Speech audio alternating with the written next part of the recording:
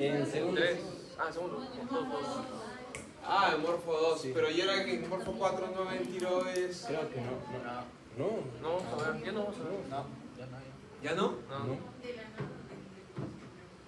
Entonces no están correlacionadas las clases de teoría de fisio con las de anato y las de histo. Hasta la semana pasada. Ah, con histo sí. En esto sí, pero no. Creo que la parte endocrina no está relacionada.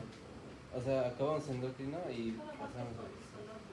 Ah, ok, qué extraño. Ok, bueno. Ok, entonces recordarán que sobre la tráquea, ¿no?, van a encontrar este tejido glandular, ¿sí? De hecho, bastante vascularizado. La demanda de consumo de oxígeno y de irrigación de volumen sanguíneo que demanda la tiroides por gramo de tejido es bastante importante también. Como les digo, tiene 2 lóbulos y van a encontrar en algunos casos, ¿sí?, una variante anatómica, no en pocos, un tercer lóbulo que es el lóbulo piramidal, sino en algunos casos solamente lo que está en el medio, que es el istmo tiroideo.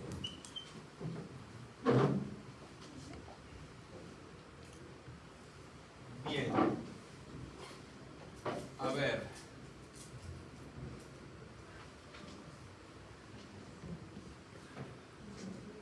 Aquí lo que tienen que recordar son que la tiroides va a tener características histológicas distintas, bastante distintas. Me imagino que ya lo verán en clase de histo, en cortes distintos, pero estas características histológicas dependen mucho de si la tiroides está activa o no está activa. Es decir, si ha sido estimulada por TSH, ¿sí?, o está, digamos, eutiroidea, ¿ok?, en ese estado de equilibrio en donde la tiroides está inactiva, ¿sí?, está inactiva. Van a ver que este espacio amarillo es súper importante porque es un espacio que se llama coloide, que es lo que le da esa consistencia cuando toca. Todavía me dicen que anato todavía, ¿no? Bueno, si la muestra está buena o fresca, o si cuando roten puedan entrar a una cirugía y puedan tocarle una tiroides. De hecho, si ven a un paciente que se lo examinan que está con la tiroides un poco grande, van a notar que la tiroides tiene una consistencia que inclusive desde cuando está crecida dentro de la piel ustedes la van a sentir que es... ¿a qué parece que pueden haber tocado? Ah, bueno, ¿a qué? Sí, pero más que eso, media... ¿Saben qué parece? No la textura, sino la consistencia de la huevera. Ah, sí. No la textura, ojo, sí, la textura sí puede ser media rugosita, pero la consistencia es de la huevera, no media blandengue, coloidal, y cuando la ven, cuando la puedan tocar en una cirugía, van a ver que es igual, y esa consistencia le da esta sustancia coloidea, que en realidad no es otra cosa que una proteína que se llama mucha proteína que se llama tiroglobulina, y la tiroglobulina está aquí dentro de los coloides, y es a partir de esa tiroglobulina que se va a formar la hormona tiroidea. Y cuando eso ocurre, cuando la tiroides está activa por acción de la TSH, es que las células foliculares cambian un poco de forma y se vuelven un poco activas, y ahorita vamos a ver qué cosa es lo que se ponen a hacer.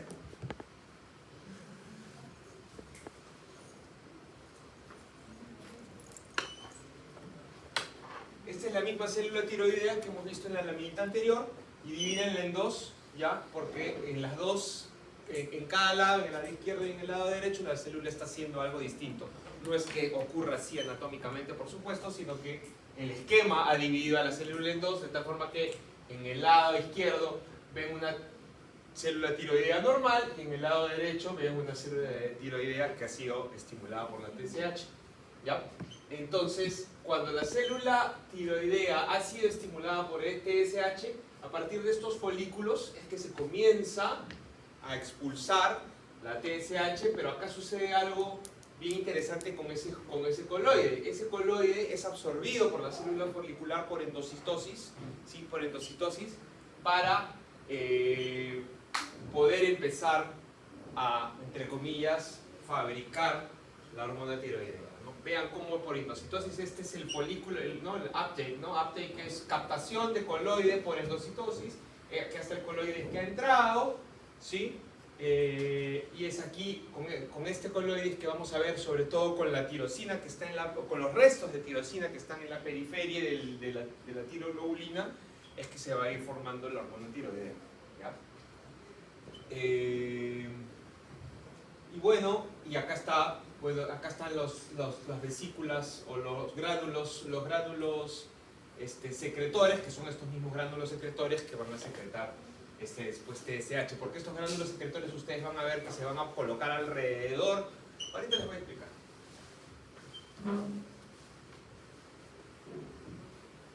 Importante que recuerden,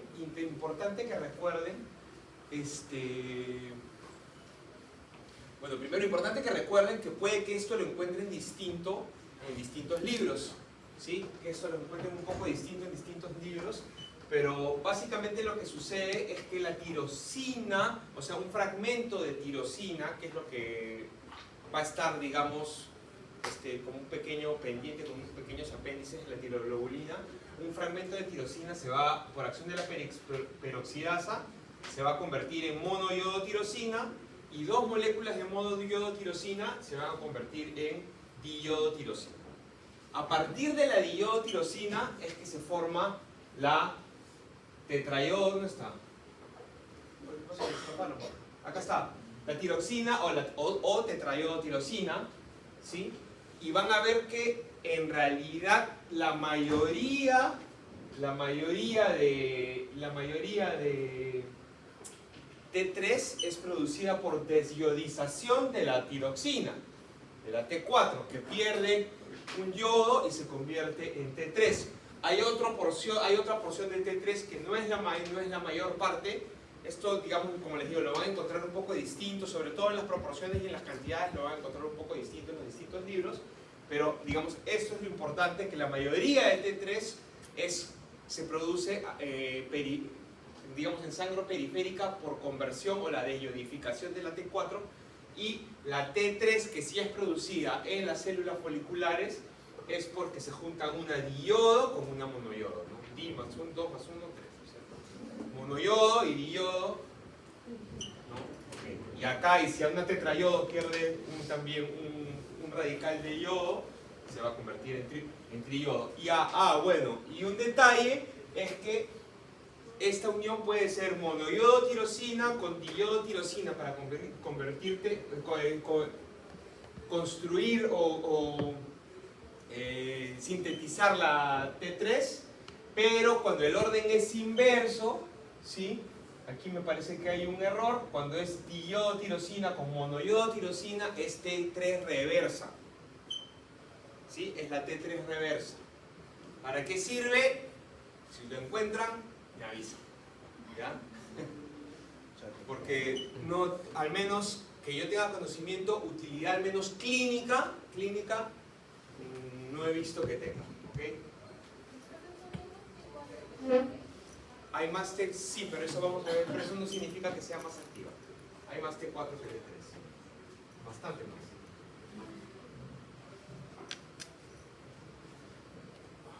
Me dicen el tiempo, ¿ya?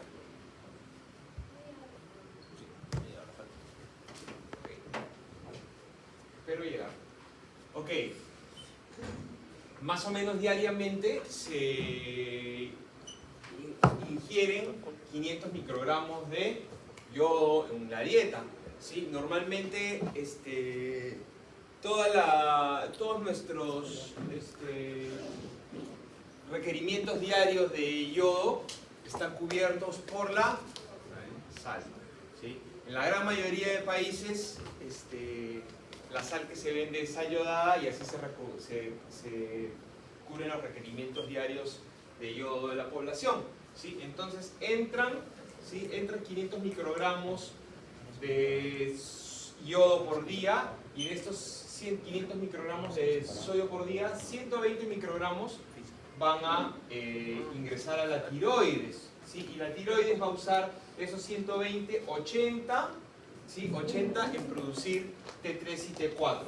Y ese T3 y T4, ese yodo que ha pasado a circulación sanguínea producida por la T3 y T4 secretadas por la tiroides, después se va a metabolizar en el hígado y en otros tejidos, y 60 va a volver al fluido extracelular y más o menos unos 20 microgramos van a ser eliminados por la bilis y luego a las heces, ¿sí?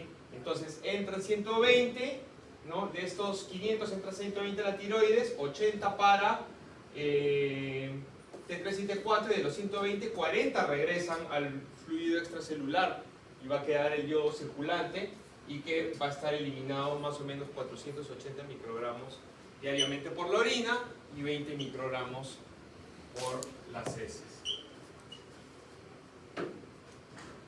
Y eso era lo que les decía un poquito al inicio de la clase. ¿Ahí está bien? Ya, ahí está bien. Ah, perdón. Ok, entonces, esta es una vista vectorial, ¿no? Esta es una vista vectorial, miren. Esto es esto mismo, ¿ok? ¿Sí? ¿Estamos de acuerdo? Y vean que debajo de las células foliculares, aquí, en realidad estas células son un dibujo, o por supuesto en mucho más detalle que estas mismas, ¿sí? Pero vean que ahí nomás de la lámina basal de la célula, o sea, la lámina basal de los capilares y el capilar, ¿no es cierto? Cerca su lámina basal como siempre, ¿no? Y entonces ahora sí,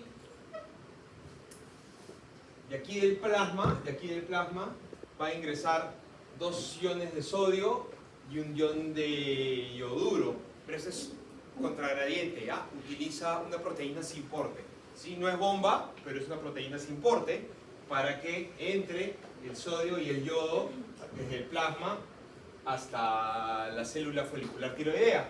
Y en la célula folicular tiroidea va a estar esta molécula de tiroglobulina, ¿sí? O tiroglobulina, que va a estar dentro del coloide, ¿sí? El coloide lo que tiene es un montón de moléculas de tiroglobulina, y esas moléculas de tiroglobulina tienen fragmentos, ¿sí?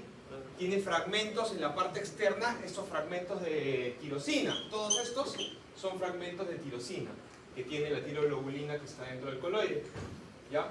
Y estos fragmentos de tirosina van a utilizar, ¿sí? el yodo que va a ingresar desde el plasma y que va a atravesar los tirocitos, ¿sí? Va a atravesar los tirocitos, y el yodo va a ser utilizado para construir la monoyodo, como les había dicho, ¿no?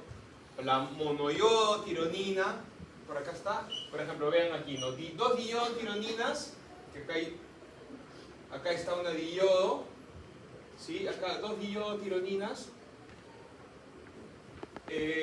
para T4, una monoyodotironina más diyodtironina T3 más una alanina, y la DIT, o sea la diyodo más monoyodo, es la T3 reversa, ¿sí? Y acá está más o menos el proceso, ¿no? Como el yodo se van a ir yodando los extremos, los fragmentos de tirosina que van a estar suspendidos de la molécula de tiroglobulina.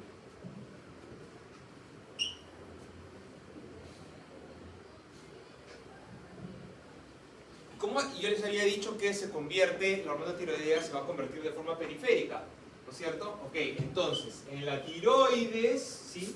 En la tiroides yo voy a producir 80 microgramos de T4 y voy a producir en la tiroides 4 microgramos de T3 y 2 microgramos de T3 inversa o reversa, ¿sí? De T3 reversa. Esto es secreción, la secreción de la tiroides. Si les pregunto en el examen cuánta T4 o cuál es la proporción de secreción de T4 y T3, es casi 20:1, que se secreta mucho más T4. Pero luego de la interconversión, ¿cuál es la proporción? Cambia, es distinto, porque vean acá que de esos 80 microgramos de T4, 27, o sea, dice 27, pero ok, ¿no? Casi la tercera parte de T4 se convierte en T3. pero esto es ya una interconversión periférica. Y también una buena parte de la T4 se va a convertir en T3 reversa, ¿sí? Entonces, eso es importante que recuerden. Ahora, ¿sí? Ahora, estas hormonas pueden estar libres o unidas a proteínas plasmáticas, ¿no es cierto? ¿Quién lleva fármaco acá? TBG. ¿Quién lleva fármaco acá? Ahí, ¿quién está llevando fármaco? ¿Nadie? ¿Nadie lleva fármaco? Próximo ciclo. Ya, bueno, entonces. Bueno, o ya probaron fármaco. No, bro. Próximo ciclo. ¿Quién dice que estamos? Fácil, es fármaco. No, bro. Sí, es fácil. O sea, el problema de fármaco es el mismo que fisio. Fármaco también se lo tienen que imaginar. Hay cursos que se los tienen que imaginar y hay cursos que se los tienen que recorrer. Si no se dan cuenta rápido de la diferencia, van a sufrir. Si se dan cuenta pronto de cuáles son los cursos en donde tienes que volar, pasa fácil. Pasa fácil hasta sin estudiar porque lo entiendes. Porque si te vas a querer memorizar todo el fármaco, es imposible.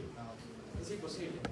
Tienes que entender los conceptos básicos de farmacocinética, de farmacodinámica, cuáles son las... Bueno, ya, no voy a hablarles de farmacodinámica. El punto es que las hormonas, al igual que los fármacos, pueden estar libres, disueltos o unidos a proteínas plasmáticas.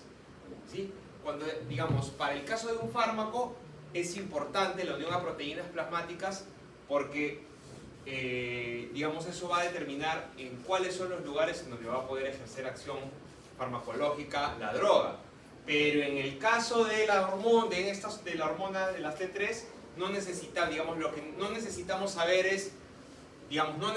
saber para fines clínicos cuál es la cantidad de hormona tiroidea que está ejerciendo su acción biológica en los distintos tejidos que ahora vamos a ver en cuáles son, ¿no? Ya en el tejido cardíaco, etc. Sino queremos saber cuál es la cantidad libre para saber si hay un problema en su producción, ¿no? Para si hay un problema en su producción, o etcétera, ¿no? Entonces, es la libre, pero eso significa que una hormona tiroidea puede tener mucha afinidad por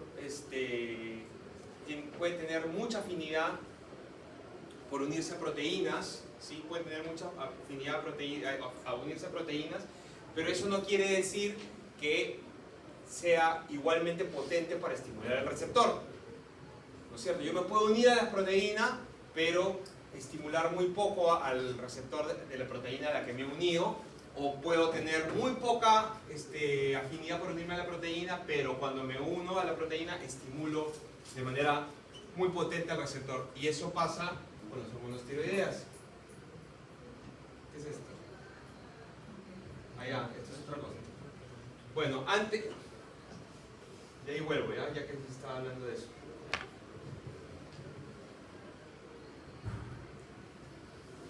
Miren la cosa, por ejemplo, miren lo que pasa con las distintas hormonas tiroideas. ¿Sí? Miren cómo la T3 y la T4, miren concentración en plasma, es mucho más concentrada, pero miren la T4, hay una proteína que se llama globulina o globulina transportadora de tiroxina, ¿no? Que es ella la que se va a unir súper fuerte a la T4, ¿sí? Vean el porcentaje de hormona T4 unida a la albúmina, que hay un montón, es bien poquita, ¿sí? A la proteína a la que se une es a una globulina especial, que es la globulina transportadora de tiroxina, que es esta de aquí, que la mayoría se va a unir acá, ¿no? Y, bueno, en T3 sí un poco a la albúmina y a la proteína transportadora. ¿Y para qué necesitamos que se unan a las proteínas? Entre otras cosas, para regular su propia síntesis, ¿sí? Para regular su propia síntesis. ¿Qué va a pasar? Ya ustedes saben que la hipófisis anterior, estimulada por la TRH producida en el hipotálamo, va a ser estimulada para liberar TSH. Y la TSH en la tiroides, o sea, va a estimular a la tiroides para que produzca sobre todo T4, también un poquito de T3, sí, ya hemos visto, pero solamente 4 microgramos eran, ¿no es cierto? 4 microgramos, como eran 80 de T4 y solo 4 de T3, producidos por la tiroides, ¿no es cierto? Ok, entonces esta T4 va a salir al torrente sanguíneo y vamos a tener T4 libre, ¿sí? Y esta T4 libre, ¿sí?, va a tener dos caminos. O se van a unir a proteínas plasmáticas o se va a unir a su receptor en el tejido donde va a ejercer su acción biológica. Y esta T4 libre, ¿sí?, esta T4 libre, ojo, ¿por qué es importante la T4 libre? Porque es la T4 libre, no la que está unida ni a la proteína plasmática ni al receptor en el propio tejido, sino es la T4 libre la que va a retroalimentar a la hipófisis anterior, ¿sí? Es la T4 libre la que va a retroalimentar a la hipófisis anterior y le va a decir, hey, ya es suficiente, ¿no? O le va a decir, dame más, ¿no? La caída de la T4, ¿sí?, la caída de la T4 hace que se siga produciendo TSH. ¿Qué cosa? Y eso es lo que pasa, en el, habíamos hablado, en el bocio, ¿no es cierto? Como no hay yodo, las células que hemos visto siguen chupando coloide. Chupan y chupan coloide con la intención de producir T4. Pero como no hay yodo, no producen nada y se sigue produciendo TSH, pero no hay yodo, no hay nada que producir. Las células se inflan, se llenan de coloide y... ¿sí? ¿Estamos bien hasta ahí? Muy bien. Entonces, ¿cómo voy? Ok.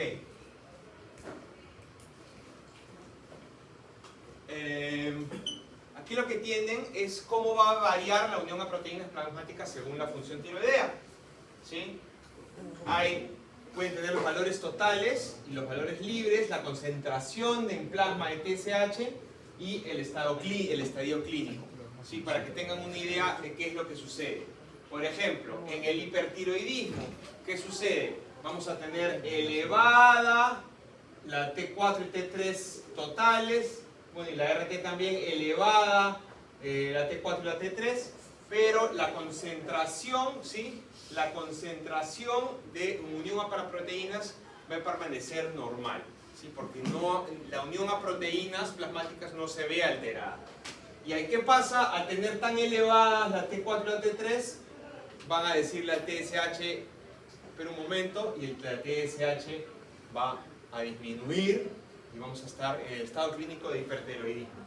Pero vean aquí algunas cosas interesantes. Hay algunas drogas, ¿sí?, hay algunas drogas y algunas inclusive sustancias biológicas o otras hormonas que pueden modificar la concentración de la T4 unido a proteínas, a la globulina transportadora de tiroxina, por ejemplo, ¿no?, que puede aumentar la concentración de proteínas de unión y estas pueden bajar la concentración de proteínas de unión, ¿no? Y al aumentar la concentración de proteínas de unión va a modificar el nivel de plasma, el nivel de T4 y T3 en plasma total, pero no modifica los niveles libres de T4 y T3, ¿sí? Estas son situaciones muy particulares. Como por ejemplo, vean aquí, esto en realidad lo que les quiere mostrar es el efecto de la starvation, ¿no?, de la inanición. Vean, estos son los días sin comer, ¿ya? Estos son los días sin comer. Vean cómo a partir inclusive ya del primero o segundo día, la T3 cae cuando dejamos de comer, ¿sí? Es un experimento donde el paciente no comía nada, ¿sí? Cae la T3, pero aumenta La T3 reversa, miren, bien curioso. ¿Sí? Aumenta la T3 reversa, cae la T3 y ni bien se reinicia la alimentación, otra vez vuelven a su lugar. ¿Sí? La T3, digamos, cuando disminuye, nos contribuye, nos ayuda a pasar estos momentos de inanición. Ahorita vamos a ver cuáles son algunos de sus efectos. ¿Sí? Bueno, estas son causas de hipotiroidismo congénito. Lo pueden revisar en el Gano.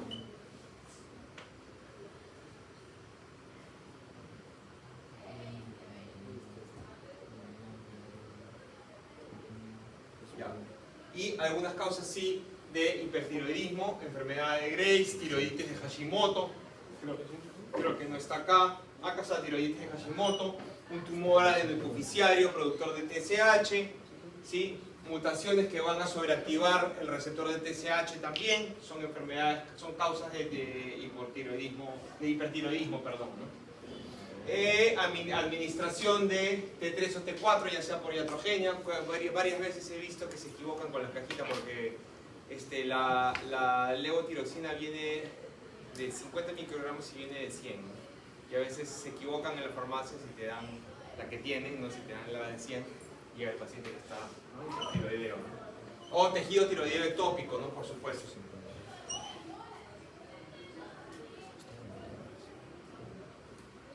Y principalmente, ¿cuáles son los órganos blancos de las hormonas tiroideas? En el caso del corazón, va a aumentar la expresión de receptores beta-adrenérgicos, va a aumentar la respuesta a catecolaminas, o sea, adrenalina y noradrenalina, y en el caso del tejido adiposo va a estimular la lipólisis, ¿sí? La T3 y la T4, por eso es que cuando estamos en inanición disminuye la T3 para disminuir la lipólisis. En el caso del músculo también tiene una acción catabólica para la ruptura de las proteínas que están sobrando. En el caso del hueso promueve el crecimiento normal, el desarrollo del esqueleto. Es fundamental, ¿sí? Las hormonas tiroideas son fundamentales para el feto, ¿sí? Para el feto materno. Si bien es cierto, los efectos clínicos que nosotros podemos ver del hipotiroidismo en un niño, en un adulto, son complicados, pero en el feto, el hipotiroidismo fetal sí produce un retraso mental y de neurodesarrollo muy grave, ¿sí? Muy grave, ¿sí? Ojo. ¿Qué más? En el intestino incrementa la tasa de absorción de carbohidratos, ¿sí? Incrementa la tasa de absorción de carbohidratos, contribuye a la formación de receptores de LDL y sobre todo estimula, las hormonas tiroideas, lo más importante, estimulan el consumo de oxígeno, ¿sí? Estimulan el consumo de oxígeno. Hace que cada uno de esos tejidos, en realidad casi todos, vayan a consumir mucho oxígeno, excepto los tejidos que ven aquí, pero sobre todo, pues, obviamente, la hipofisis anterior, porque si no, no podría ejercer su mecanismo de retroalimentación negativa.